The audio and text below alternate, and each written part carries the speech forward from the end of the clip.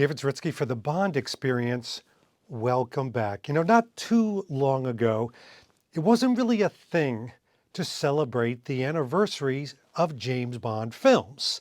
In fact, I can't remember a time before No Time to Die that we would really think about the anniversaries. And then we had the 60th anniversary of Dr. No, and it was kicked off officially with Eon and unofficially with the fans. And suddenly we're celebrating the anniversaries of practically every movie that comes out. For example, I'm standing in front of Spectre. Spectre's only 10 years old, and yet people are talking about this as one of the 4 anniversary James Bond movies this year. And I'm going to talk about each one individually. The reason I'm standing in front of Spectre right now with my Omega Spectre watch on, wrist roll, why is that a thing?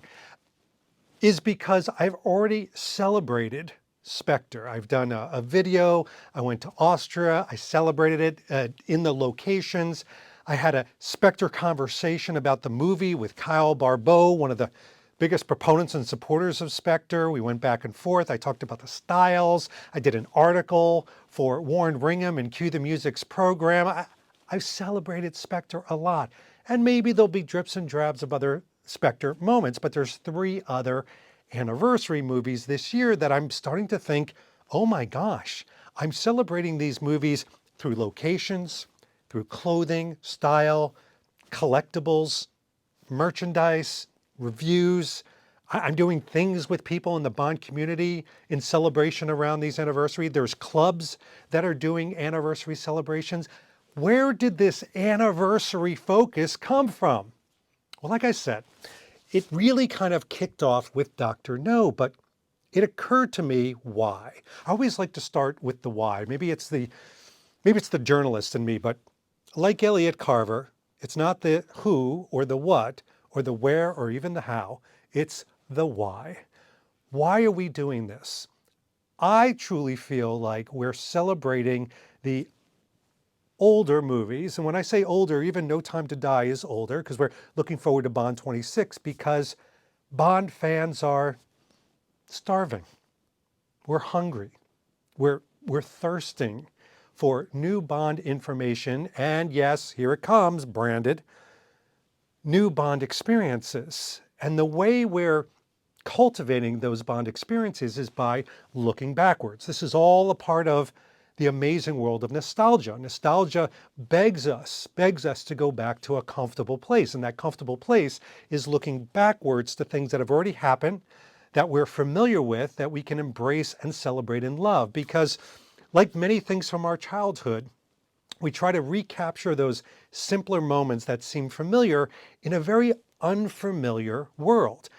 Now, it's impossible to say that right now things are familiar in the world or they feel warm and cozy. I mean, and I'm not getting political here, but it's true. Right now we're in a world that we're not too sure what we wake up to every single day. So one of the things that we can embrace are the things that we know are steady, are standard, are safe, are simple and known. Putting in a Bond film, let's say Spectre, for example, you know what you're getting. Whether you like it or you don't like it, you know the film Spectre and you know what the ending's like. You can be very comfortable. It's not going to all of a sudden change and you go, whoa, Bond didn't throw away his gun. Bond got blown up at the end of Spectre. No, that's a different movie. Nothing's going to change. And so that feeling of steadiness, we want to celebrate that. And so the anniversaries, even if it's a film that you don't gravitate to, even if it's not one that you're wake up in the morning craving, you have a sweet tooth for, you still want to celebrate these movies. And Spectre's a great example to start with because I've talked to a lot of people who are not crazy about Spectre. And it's usually at some point in the movie, maybe it's Monica Bellucci, it just, for them, it goes south. It's a bad correlation, but you know what I mean. The movie goes south in the sense that they just feel like, it starts to peter out, the whole Brofeld thing, etc. And yet you'd be hard pressed for people not to celebrate Spectre or read an article on Spectre or a behind the scenes or gravitate to the clothing and the style and accessories and the Bond lifestyle of Spectre, which, even if you didn't like the movie, you enjoy. And that's part of the anniversary moments. The reason why we harken back to anniversaries is that there are little tiny moments that add up to the big experiences or the big reasons why we celebrate these movies. It doesn't have to be, oh, it's the whole movie. I enjoy all of Spectre or I don't. It's not that. It's that there are small components of the movie that we enjoy and we want to celebrate those moments. I know a gentleman who is celebrating Spectre and he doesn't like the movie, but he loves the style and fashion. So once a week, he's wearing something Spectre oriented to work. I think that's genius. He's doing it in his own way, his own interpretation. And that's part of the reasons why we harken back to these anniversaries. But like I said, Spectre's not the only anniversary movie. A View to a Kill is also having an anniversary this year. And Bond fans are celebrating it in very unique ways. First of all, you've got Martijn Mulder on the tracks of 007. He's doing a U.S. tour in San Francisco of the View to a Kill locations. And you know Martijn, he does it right. There's no second class, there's no steerage, there's no economy or even economy plus. Everything is business or first class for him. So he's going to do an amazing tour in San Francisco. If you're not a part of that, you probably want to. If you like View to a Kill, heck, even if you don't, San Francisco, amazing place. But not to be outdone, over in Europe, they're doing Chantilly, where, of course, Zorin has his amazing stables and so much of the action. Iconic things happen in A View to a Kill there.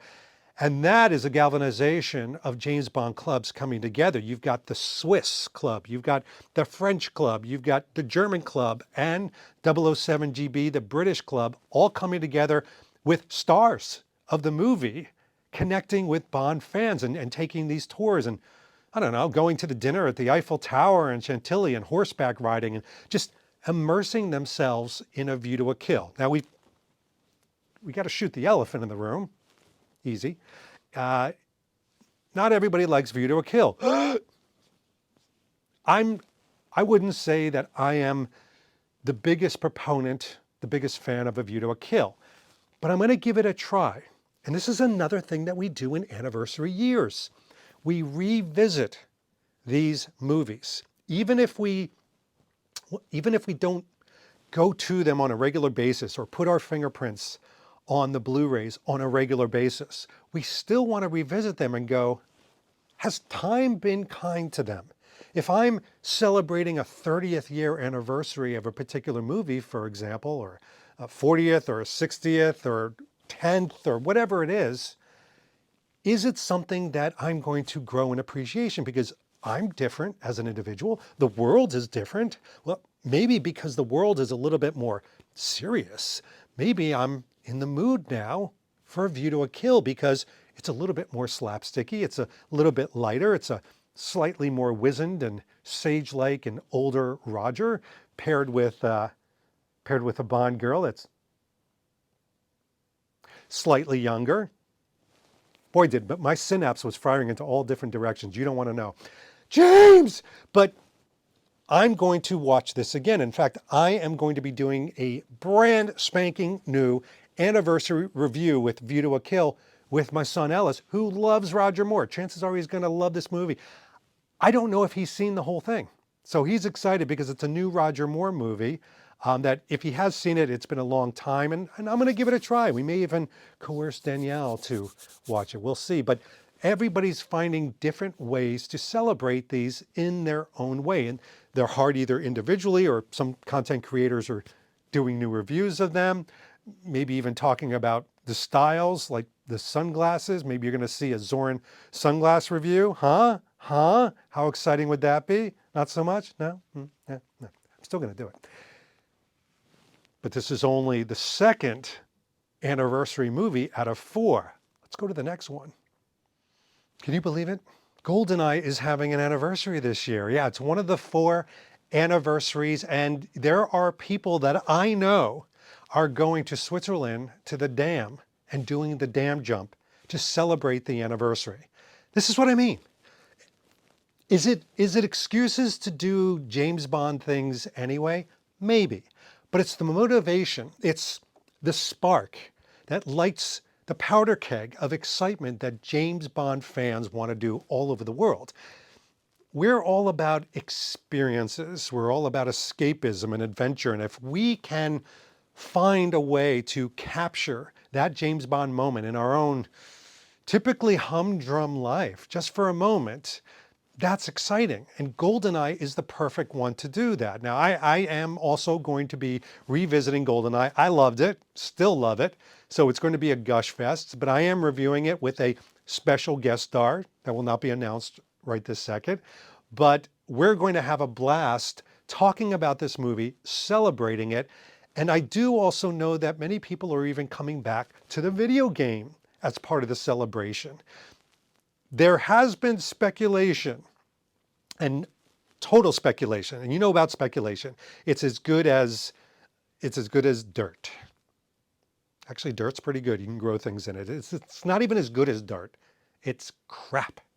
But there is some speculation and discussion and rumor that there is going to be a reissue of a GoldenEye product that might make people feel very nostalgic and might be very tempting. Now, is that product a video game? Maybe. Is it a game system? Maybe. Is it a GoldenEye watch? I don't know. But rumor has it that there's a GoldenEye product coming out. That would be amazing. And again, it's only rumor, folks. I'm not being coy. I do not know. But that would be exciting if they did any kind of products. I love products around anniversaries, even if I'm not going to purchase them, because to me, it's about the official James Bondom coming together with fandom and doing something very smart, which is bringing forth a manifestation, a product that represents our celebratory factor. And by the way, not in my top 5, but I still love this film. But for many people, GoldenEye is not only their #1 James Bond film, it is the film that got them into James Bond. I think Luke Taggart, our own Luke Taggart of Bond's Apartment, I think he cites GoldenEye as the film that really hooked him and pulled him in and never let him go, like a fish on a hook. And even the game just pulled him in even more. And Calvin Dyson, I think he talks about GoldenEye as pulling him in. And, so many people, younger people, everybody's younger than me, younger people were pulled in through GoldenEye. So yes, there's an incredibly nostalgic celebration of that, which is so exciting to me. And dare I say, there might even be some cues. Yes, I'm doing a pun, so let it bask over your synapse. Cues in Cue the Music's concert around some of these anniversaries. We'll have to see. Go see Cue the Music. Oh, what's that? That's right. Thank you for playing along. There is one more movie anniversary to talk about this year. Thunderball. 60th anniversary of Thunderball. This is one of my favorites. I know some people ding it for editing or the slowness of the scenes. To me, it is the quintessential vacation movie when it comes to James Bond. You just feel like you're on vacation. I actually always watch it during the Christmas break because it's cold, it's slushy, but you don't feel that way inside when you're watching Thunderball. Everybody's dressed beautifully. You can see the warmth coming off in the Bahamas. It looks beautiful. And this year, I'm going to be celebrating it in different tropical places. And not ready to divulge all that, but I will be, and I'll be doing it with other Bond fans and friends and possibly even family. And I cannot wait to do that. There's also going to be some style aspects because, again, even if you don't connect to Thunderball as one of your top 5, because this is actually in my top 5, you can't really deny the style and fashion. I mean, everybody has some sort of aspect of this film in their closet, more than likely. It could be the Fred Perry polo, it could be the Tiger Bangle short sleeve shirt, it could be the pink linen, it could be the little shorts, maybe not the white ones. But anyway, I mean, there's going to be releases galore this year around Thunderball. So there'll be a lot of celebration around what brings this into the heart, the soul, and the mind of the James Bond fan. But yes, I will also be doing a full review, a brand spanking new review of the movie. And again, these reviews of the movies, these going back to them and hearing other people talk about them, are very refreshing because it's a point in time. Every year we encounter new things in our lives. We change. Our skin sloughs off. Ew.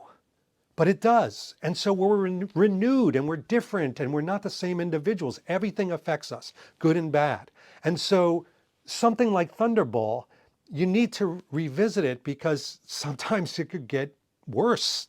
I mean, part of me is like, I'm biting my nails because is Thunderball going to be the monumental Bond movie that I remember from just a few years ago? Now, hand on heart, I just mentioned to you, I watched it during Christmas break in 2024. And it was amazing. I loved it. I loved the action. I love the fact that Connery is just so snarky. You know, he's so Connery. He's cool, he's badass, but he's just, his glibness is just chef kiss. It's on point. And then the styles and just bringing us into those tropical moments is fantastic. And so we need to celebrate those moments. I truly believe, and this is a great example of this, these anniversary celebrations, which have become, at least in the Bond community that we know, have become very prolific. You know, we're doing location visits, there's celebrations musically, style, fashion. There are things going on with small events with fans around Thunderball. There are people I've heard through the grapevine that are even going to do gatherings around Thunderball where they'll show the movie and have Thunderball moments. Genius. I think a lot of that is trying to just keep the fires and the embers burning of James Bond. We can't possibly know what Amazon is going to bring us. We hope. I mean, I wake up in the morning excited and wondering and listening to the news and hoping that everything's positive and it gears towards what we want, but we don't know. We do know what we're getting out of these existing movies. So that is a celebration to itself. So I am going to celebrate these anniversaries. I hope you find some way to celebrate these anniversaries as well. And by the way, it doesn't need to be a big old event. You don't need to purchase anything. There is no ticket to celebrating these anniversaries. It could be as simple as watching the film. And here's a fun way to do it. I know several people that will look up the premiere of the movie, when it happened, whether it's 40 years or 30 years or 60 years ago, and they'll actually look at the date and watch the movie on that date as if it's premiering today. What a great way. And by the way, they're doing it by themselves. Maybe they're ordering some food and having a nice libation or three. Possible. But you could celebrate it in your heart and individually very easy. And it's just fun. Can we just have fun with James Bond? I think there's been so much talk about, you know, what is James Bond going to be when it grows up for Bond 26? And sometimes that's not fun. People get nervous. I've seen people get upset and haughty with each other. And you know, how could you be positive? Well, how could you be negative? And oh, really?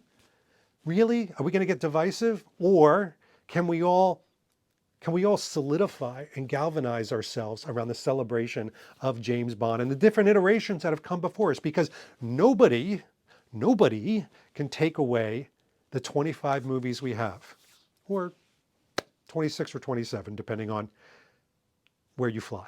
Yeah. Anyway, good luck celebrating the anniversaries. Tell me below in the comments, how do you celebrate the anniversaries of James Bond, and which ones or one are you looking forward to the most? I'm kind of looking forward to them all. I know, greedy. Anyway, this has been David Zaritsky for the Bond Experience. We'll see you real soon. Take care. Thanks for watching the Bond Experience. If you like what you saw, why don't you subscribe to the channel by clicking this button right here. We'll keep you up on everything new that's happening in the world of Bond. And speaking of something new, here's something new just for you because we know you so well. Talk to you soon.